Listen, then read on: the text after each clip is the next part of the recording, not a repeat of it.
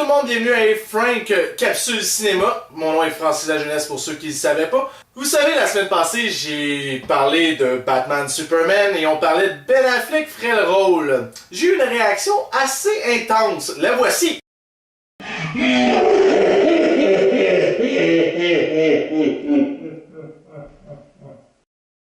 Donc, je me suis calmé et après mûre réflexion, dans le fond, il va peut-être être bon. Tu sais, si on la regarde dans Argo, on la regarde dans The Town, qui est deux excellents films, c'était pas si pire, tu sais, même qu'il travaille très fort. Puis il y a même une rumeur qui tourne alentour qu'il va peut-être réaliser Justice League. Là, je me suis dit, tu sais, en tant que réalisateur, il est quand même très très bon. On s'entend, il a gagné beaucoup de prix. Donc, on se calme tout le monde. Oui, on a toute peur qu'il refasse cette merde-là. Mais, ce qui est dans le passé reste dans le passé. Faut vivre de l'avant. En plus, en Batman Superman, il y a des rumeurs qui courent en entour des vilains. T'sais, on sait à date que Perry White va être encore dedans, donc tous les acteurs qu'on a vus dans Men of Steel vont à peu près être tous dedans. Malheureusement, Amy Adams va être encore là en tant que Rookie, en tant que Lois Lane. On a annoncé aussi que Lex Luthor serait peut-être le méchant et un des antagonistes dans cette série. Et il serait joué par nul autre que Heisenberg. Tu sais, Bryan Cranston. Wow! Selon moi, ça serait une bonne idée, mais il y a un problème.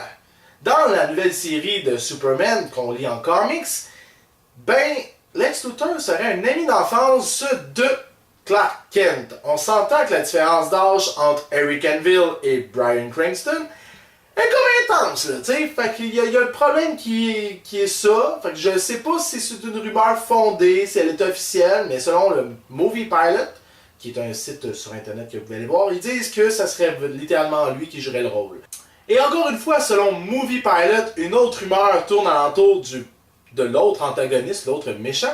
On parle du Riddler. Mais attendez, on a tous réagi avec Ben Affleck. Mais la rumeur tourne que Justin Timberlake pourrait faire le Riddler. Oh my god.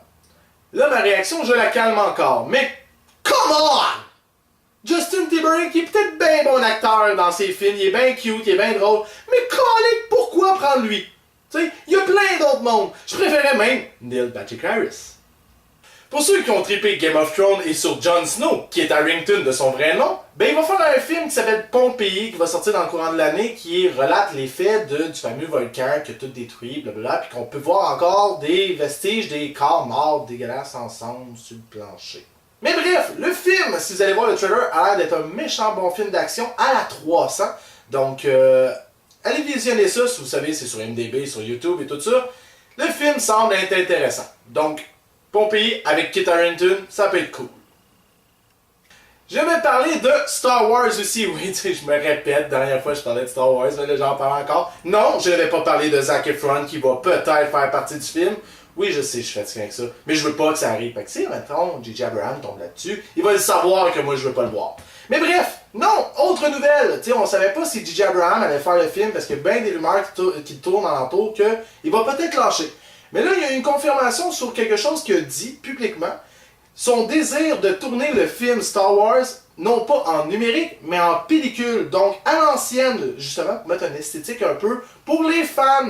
Donc, on voit comment que J.J. Abrams a une intention de faire quelque chose de très bien et pour les fans.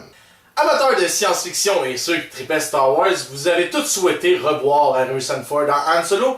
Malheureusement, on ne sait pas si ça va se faire encore, mais en attendant, il fait un autre film de science-fiction, Ender's Game.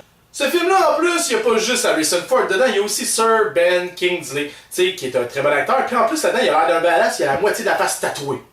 Tu sais, il a jamais voulu faire un badass de sa vie, mais là, il a la moitié de la face tatouée. Le film est tiré d'un best-seller écrit par Orson Scott Card qui relate les faits d'un jeune prodige qui est chargé de sauver l'humanité. Non, rien de moins, tu sais, le petit cul de 6 ans, mais faut qu'il sauve la Terre. Un film à voir. Merci d'avoir écouté ma capsule cinéma de cette semaine. N'oubliez pas d'aller voir mes autres vidéos, d'aller vous abonner, d'aller voir mon Facebook, mon Twitter et mon SoundCloud pour mon podcast. En plus, dans la barre de description, vous avez tous les liens pour aller voir ça. Et donnez-moi vos commentaires, vos suggestions.